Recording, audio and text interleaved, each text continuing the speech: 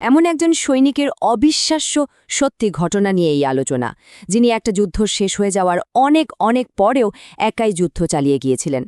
একবার ভাবুন তো, আপনার চারপাশের গোটা পৃথিবীটাই বদলে গেছে, কিন্তু আপনি কিচ্ছু জানেন না। আপনি এখনও এমন এক শত্রুর ভয়ে লুকিয়ে আছেন, যার আসলে কোনো অস্তিত্বই নেই। ঠিক এমনই এক অদ্ভুত, অবিশ্বাস্য জীবন কাটিয়েছেন একজন মানুষ। 28টা বছর। ভাবা যায়? এটা কিন্তু শুধু একটা সংখ্যা নয়, এটা একটা মানুষের জীবনের প্রায় 3টে দশক, মানে 2 যুগ আর 4 বছর। এই বিশাল লম্বা সময়টা শোইচি ইয়োকোই লুকিয়েছিলেন, বাইরের পৃথিবী থেকে একদম বিচ্ছিন্ন হয়ে। এই তারিখটা আর এই জায়গাটা মনে রাখুন, কারণ এখানেই গল্পের মোড়টা ঘুরে যায়। প্রশান্ত মহাসাগরের বুকে ছোট্ট একটা দ্বীপ, গুয়াম। এখানেই এক নাটকীয় আবিষ্কারের মধ্যে দিয়ে তার সেই দীর্ঘ প্রতীক্ষার অবসান ঘটেছিল। তো আমাদের গল্পের শুরুটা হচ্ছে এখান থেকেই, যখন স্থানীয় কয়েকজন শিকারী জঙ্গলের অনেক গভীরে এমন একজনের দেখা পেলেন, যিনি যেন অন্য কোনো সময় থেকে হুট করে এসে পড়েছেন। কয়েক দশক ধরে একা থাকার পর তাকে যখন খুঁজে পাওয়া গেল, তখন তার অবস্থা খুবই খারাপ।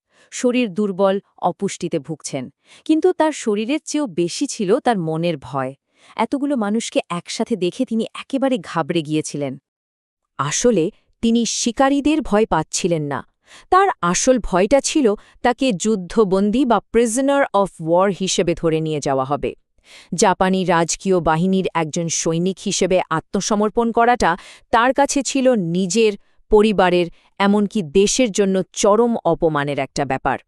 কিন্তু কেন কেন এই ভয়টা তার মনে এতটা গেঁথেছিল? এর উত্তরটা জানতে হলে আমাদের একটু অতীতে ফিরে যেতে হবে। দেখতে হবে কোন আদর্শ তাকে এই অবিশ্বাস্য সহনশীলতার শক্তি জুগিয়েছিল। সময়টা দ্বিতীয় বিশ্বযুদ্ধের। ইয়োকোই জাপানি বাহিনীতে যোগ দেন। ১৯৪৪ সালের মার্কিন বাহিনী যখন গুয়ামে প্রচণ্ড আক্রমণ চালায়, তখন জাপানিদের প্রতিরোধ একদম ভেঙে পড়ে। ধরা পড়া এড়ানোর জন্য তখন ইয়োকোই আর তার কয়েকজন সঙ্গী জঙ্গলের গভীরে গিয়ে আশ্রয় নেন। তার ভাইপো ওমি হাতাশিনের এই একটা কথাই ইয়োকোয়ের মানসিকতাকে পুরোপুরি তুলে ধরে। আত্মসমর্পণ না করার এই যে কঠোর নীতি, এটাই ছিল তার দীর্ঘ ২৮ বছরের বনবাসের মূল প্রেরণা। চলুন এবার গল্পের সবচেয়ে অবাক করা অংশে আসা যাক। কিভাবে ইয়োকোই এই লম্বা সময়টা একা একা জঙ্গলে টিকেছিলেন? তার বেঁচে থাকার কৌশলগুলো শুনলে এক কথায় অবিশ্বাস্য মনে হবে। তিনি শুধু একজন সৈনিক ছিলেন না, ছিলেন টিকে থাকার এক অসামান্য কারিগর। যেমন ধরুন, তিনি নদীর ইল মাছ ধরার জন্য বাঁশ দিয়ে নিজের ফাঁদ তৈরি করতেন। আবার শত্রুরা যাতে তার কোনো চিহ্ন খুঁজে না পায়, সেজন্য তিনি হাঁটার সময় নিজের পায়ের ছাপ পর্যন্ত মুছে ফেলতেন। এই ছোট ছোট কৌশলগুলোই তাতে ২৮ বছর ধরে বাঁচিয়ে রেখেছিল। প্রথমে কিন্তু তিনি একা ছিলেন না, কিন্তু সময়ের সাথে সাথে তার সঙ্গীরা অসুস্থতা আর অনাহারে একজন একজন করে মারা যেতে থাকে। ১৯৬৪ সালে এক ভয়ঙ্কর বন্যায় তার শেষ ২ সঙ্গীও মারা যায়। তখন থেকে তিনি একদম একা হয়ে পড়েন, আর তারপর থেকে উদ্ধার হওয়ার আগ পর্যন্ত শেষ ৮টা বছর তিনি সেই জঙ্গলে একাই কাটিয়েছেন। এরপর তার জীবনে আসে এক নতুন মোড়। তাকে জাপানে ফিরিয়ে আনা হল, যেখানে তিনি এমন এক সংবর্ধনা পেলেন যা তিনি কোনোদিন কল্পনাও করেননি। জাপানের মানুষ তাকে একজন বীর হিসেবে বরণ করে নিল। তিনি রাতারাতি একজন সেলিব্রিটি হয়ে উঠলেন, অতীতের একনিষ্ঠতার এক জীবন্ত প্রতীকে পরিণত হলেন। তার জীবনটা হঠাৎ করেই যেন ক্যামেরার আলোয় ভরে গেল।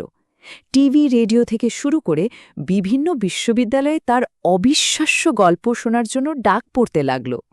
কিন্তু এই বীরের সম্বর্ধনার আড়ালে ছিল এক গভীর বিষণ্ণতা। যে আধুনিক, কোলাহলপূর্ণ জাপানে তিনি ফিরে এসেছিলেন, তার সাথে তিনি নিজেকে একেবারেই মিলাতে পারছিলেন না। তিনি ছিলেন যেন সময়ের বাইরে থেকে আসা এক আগন্তুক। একবার দুটো পৃথিবীর পার্থক্যটা ভাবুন। একদিকে ইয়োকোয়ের গুহার জীবন, যেখানে তাকে বেঁচে থাকতে হয়েছে ব্যাঙ আর ইঁদুর খেয়ে, আর অন্যদিকে তার ফেলে আসা যুদ্ধবিধ্বস্ত জাপান, তখন বিশ্বের অন্যতম অর্থনৈতিক শক্তিতে পরিণত হয়েছে। এই দুই জাপানের মধ্যে ছিল আকাশ পাতাল তফাত। এই একটা ঘটনাই তার মানসিক অবস্থাটা পরিষ্কার করে দেয়। যুদ্ধ পরবর্তী জাপানের অর্থনৈতিক উন্নতি বা আধুনিকতার মূল্যবোধ কোনো কিছুই তাকে মুগ্ধ করতে পারেনি। তার কাছে এই নতুন পৃথিবীর সম্পদ ছিল আসলে অর্থহীন। আধুনিক জীবনের সঙ্গে মানিয়ে নিতে না পারলেও তিনি তার জীবনের সেই ২৮টা বছরের স্মৃতিকে ভুলতে পারেননি। তিনি প্রায়ই তার স্ত্রীকে নিয়ে গুয়ামে ফিরে যেতেন। সেই জঙ্গলটাই যেন তার আসল ঠিকানা হয়ে গিয়েছিল। শোইচি ইয়োকোইয়ের জীবন আমাদের এই গভীর প্রশ্নটার সামনে এনে দাঁড় করিয়ে দেয়। তার এই অসাধারণ গল্পটা শুধু টিকে থাকার কোনো কাহিনী নয়, বরং এটা আনুগত্য, সময় আর পরিবর্তনের এক জটিল আখ্যান।